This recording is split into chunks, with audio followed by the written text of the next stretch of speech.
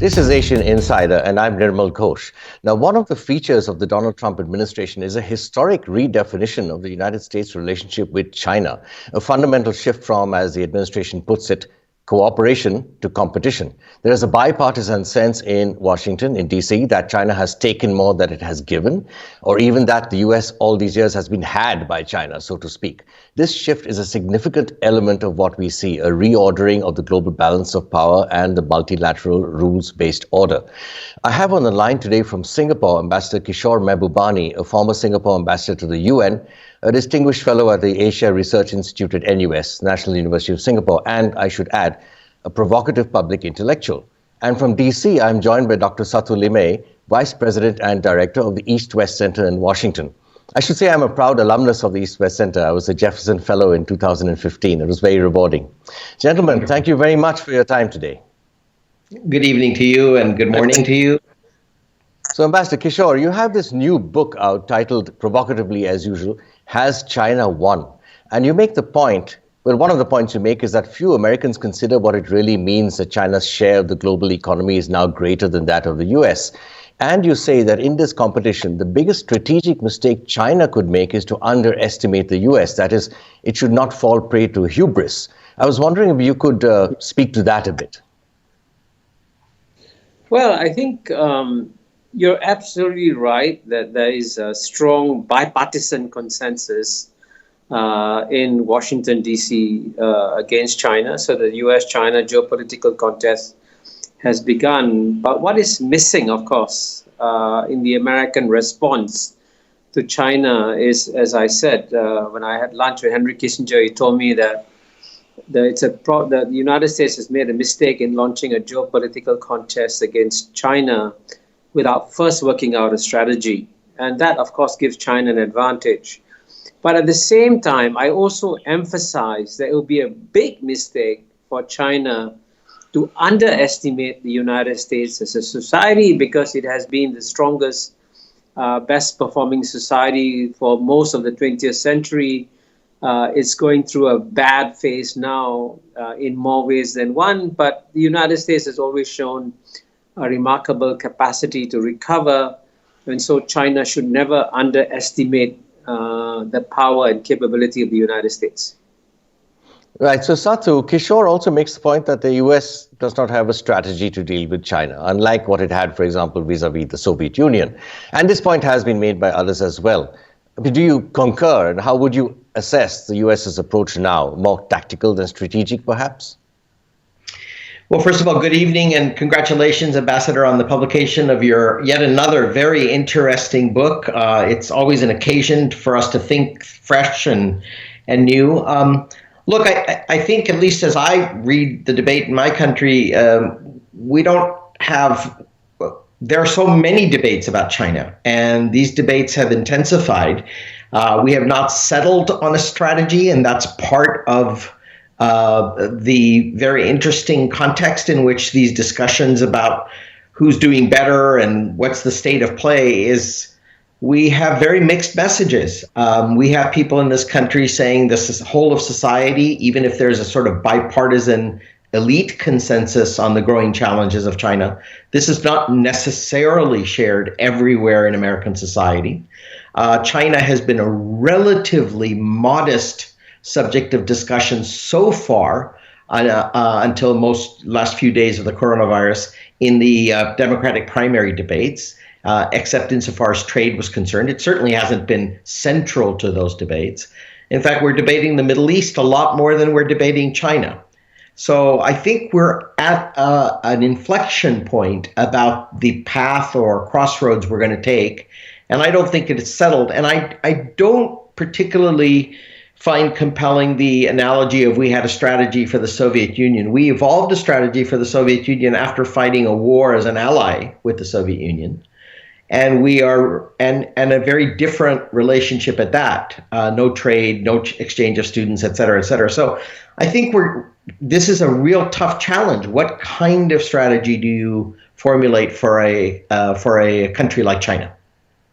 So, Ambassador Kishore, one of the other points we make is that Americans' view of themselves in the world is that America will inevitably win the geostrategic competition because the idea of America losing is inconceivable. And because of a set of assumptions, including that America is a fundamentally just and well-ordered society founded on the rule of law, yet allows freedom, the sheer creative and intellectual horsepower that America generates. But some of these assumptions should really be re-examined. You make that point. For one thing, the class-stratified society that America has become, the wealth gap, means it is no longer fundamentally just. Could you speak to that a bit? Yes, as I mentioned earlier, the United States has been the best performing society for most of the 20th century. But something has clearly gone fundamentally wrong in America, especially in the last 30 years, because actually the United States is today the only major developed country where the average income of the bottom 50%, 50%, has gone down over a 30-year period. And as two Princeton economists, Case and Deaton, point out, all this has resulted in a sea of despair among the white working classes, which explains the election of Trump and so on and so forth. So what I try to point out in my book are both the structural weaknesses that have hit American society today, as well as, by contrast, the structural strengths that China has. Because China is a civilization that was basically the best performing civilization in the world for 1800 out of the last 2,000 years. From 1840 to 1949, it experienced a century of humiliation, as the Chinese call it. But now the Chinese civilization is bouncing back with tremendous vigor and strength. And in fact, in their response to COVID-19, you saw after the initial missteps how very effectively China took charge of the problem. So what you have today is not just a normal situation between the United States and China. You have a situation in which the United States is struggling against some major structural challenges, while China is enjoying a kind of what I call a civilizational rejuvenation, which is coming into play. And that's why I think Americans, just as I said earlier, China should not underestimate America. It would be a fundamental mistake also for Americans to underestimate China. In fact, as I say in the book, when I had my one-on-one lunch with Henry Kissinger, he also was trying to send the message, America better work out a long-term strategy before it starts this geopolitical competition against China. Satu, back to you for a moment, if I may. Now, Kishore makes the additional point that it would be unwise for Americans to underestimate the erosion of trust in America. This is in the context of America's allies and so forth. A lot of people have written about this. From your perch in academia, but within sight of the White House, what is your take on how America has conducted itself abroad under the Trump administration? Well, first of all, it's always difficult to pinpoint. I think the ambassador makes two really important points that neither should underestimate the other. And I, for one, in my perch, don't see any underestimation on either side. If anything, there are some people who would say we're overestimating China's strengths. I'm sure there are debates within China. I wouldn't be privy to them at high levels about exactly what they think is going on in the United States. We've heard these debates about U.S. weakness before. I've been around long enough to remember, the 60s and 70s when people thought the U.S. was going astray. After the Cold War, we were going astray. I mean, at different junctures. I think the real key here is we have serious challenges in the United States. They are real. They're not inconsequential. But I must say that from the vantage point of sort of comparative, I would choose America's problems over anyone else's problems. The fundamental structural challenges to China are also enormous. And just as the strengths shouldn't be underestimated, nor should the problems. This is a very narrow regime. It is a very authoritarian regime. The economic impulses and trajectories are certainly positive. It's achieved enormous things in poverty reduction, etc. On the other hand, there are questions about the future, and there, as in all countries. And I think we see that in material ways in which Chinese react to the situation. People, if they can't vote in other ways, sometimes vote with their feet, family, and finances. And, there's empirical evidence that Chinese citizens, when they can, park their family, their feet, and their finances elsewhere. And so we don't see that in the United States. We see some challenges that are being adjudicated through the democratic process. So we have some work to do. China has some work to do. And we're going to have to work very hard to craft a relationship that is mutually beneficial and that is also does not bring out the worst instincts on both sides. Interesting. Ambassador, any thoughts on that? Care to respond? Well, by the way, I should emphasize, I'm no longer an ambassador. I'm an academic now. I agree with my good friend Satu that if America was a vibrant, dynamic democracy competing against a sclerotic communist party system, then the dynamic democracy will win. But as you know, one of the most provocative lines that I have in my book is that the current contest is not within a dynamic democracy and a sclerotic communist party system. The current competition is between a plutocracy, where you have a government basically not of the people, by the people, for the people. It's a government of the people, by the rich, for the rich. And that I give it tons of evidence in the book to document this.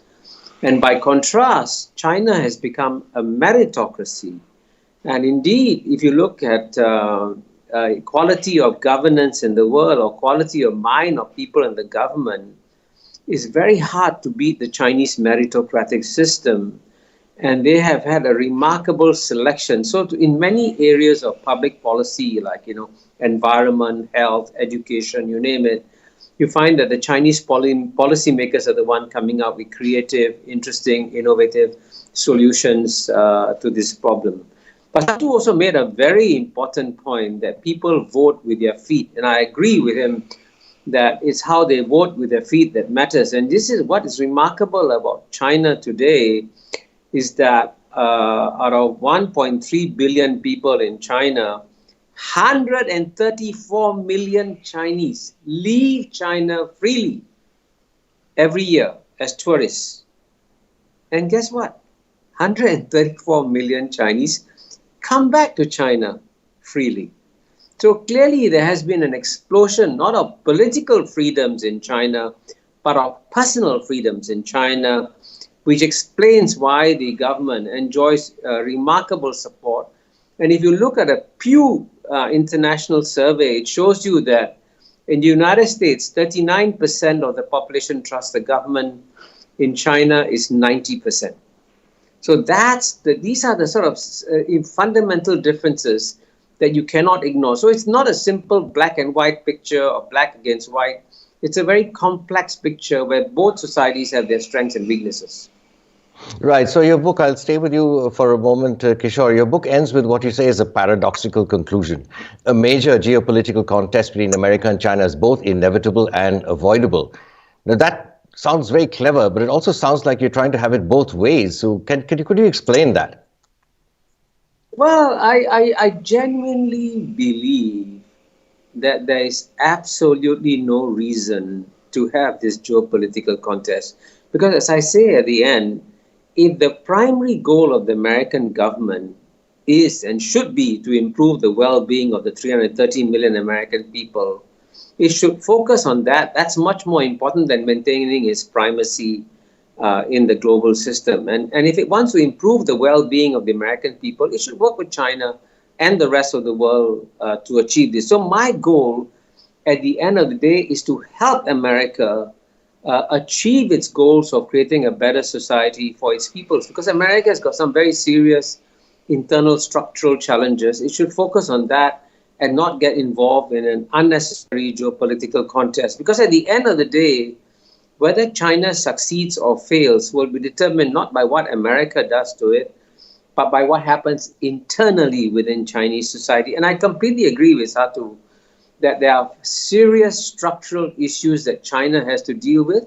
And let's see how China deals with them. But there's no point getting involved in a major geopolitical contest, which will undermine the American people and undermine the Chinese people, and more importantly, undermine the 6 billion people who live outside the United States and China, who will also be adversely affected by this geopolitical contest. So my goal in this book is to avoid this contest. Satu, you're in my town, so I'll give you the last word. Any quick last word from you? That's very generous. I don't want to go back to the characterizations of our two societies. I mean, there's no question that income inequality is a problem in the United States. It's a political problem, social problem, economic problem. There's a kind of meritocracy, I suppose, in China, but it is an authoritarian meritocracy based on a certain, party affiliation and abiding by that. But that's not the real issue. I think where, as always, the good ambassador and professor make such a useful contribution is to this debate about the contest. And as I've written and said before, I think there are 4 contests going on. One is about the balance of power. One is about the balance of relations. How are China and the US balancing relations? And thirdly, there's a balance about norms, institutions, and values. And there's finally a contest about narratives. Whose narrative is going to win? Authoritarian-led development, liberal democratic, however you want to phrase it. This contest is inevitable. It's real. It's serious. It won't go away. It need not be conflictual. That is to say, it need not be kinetic. And I think that thinking through this management of this relationship at the highest levels in both places is very important, but so too we should not forget these are not the only 2 actors.